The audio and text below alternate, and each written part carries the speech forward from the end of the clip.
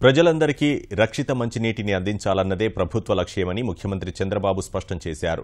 రక్షితమైన ఖనిజాలు కలిగిన శుద్ధ జలాన్ని సరఫరా చేసేందుకు పరిశోధన చేపట్టాల్సిందిగా గ్రామీణ పురపాలక శాఖ మంత్రులను ఆదేశించారు.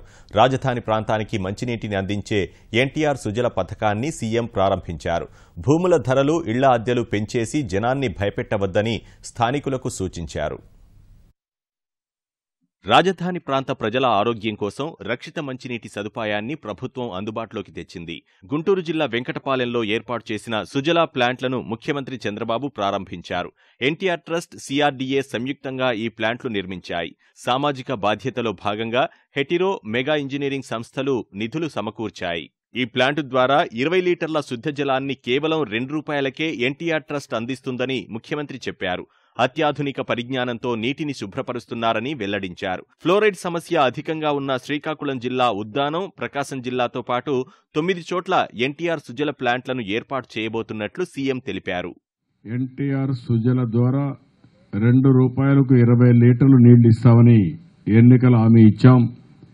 దానికి కూడా ఒక టెక్నాలజీ అవసరం.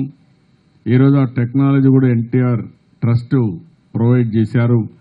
దీనికి వారిని మనస్ఫూర్తిగా అభినందిస్తున్నా, ధన్యవాదాలు తెలియజేసుకుంటున్నానని చెప్పి కూడా నేను మీకు తెలియజేస్తున్నాను. ఆధునికమైనటువంటి ఎక్విప్మెంట్ అంతా తీసుకున్నారు. ఎక్కడ కూడా పొల్యూషన్కు స్కోప్ లేకుండా పైపులు కానీ, ట్యాంకులు కానీ అన్ని కూడా స్టెయిన్లెస్ స్టీల్ తీసుకున్నారు. ₹2కే మీకు 20 లీటర్లు సరఫరా చేసే విధంగా ఒక కార్డు ఇవ్వడం.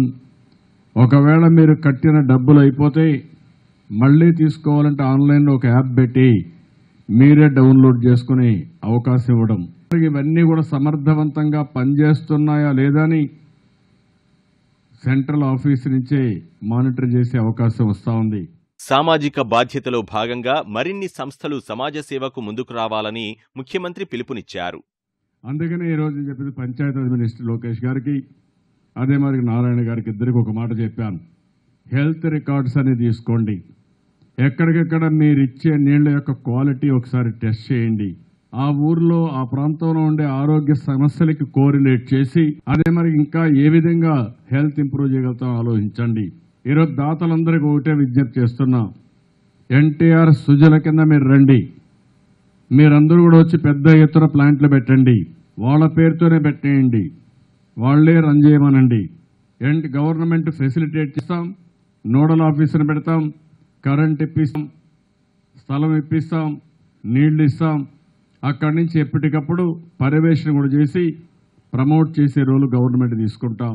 శాతవాహనుల కాలంలో అమరావతికి ఎలాంటి ఖ్యాతి ఉందో అలాంటి గుర్తింపు మళ్లీ వచ్చి తీరుతుందని సీఎం స్పష్టం చేశారు. భూముల ధరలు పెంచేస్తే పరిశ్రమలు రావని రైతులకు సూచించారు. ఎన్టీఆర్ సుజల ప్లాంట్ ఏర్పాటుకు సహకరించిన వారికి జ్ఞాపికలు అందించి సన్మానించారు.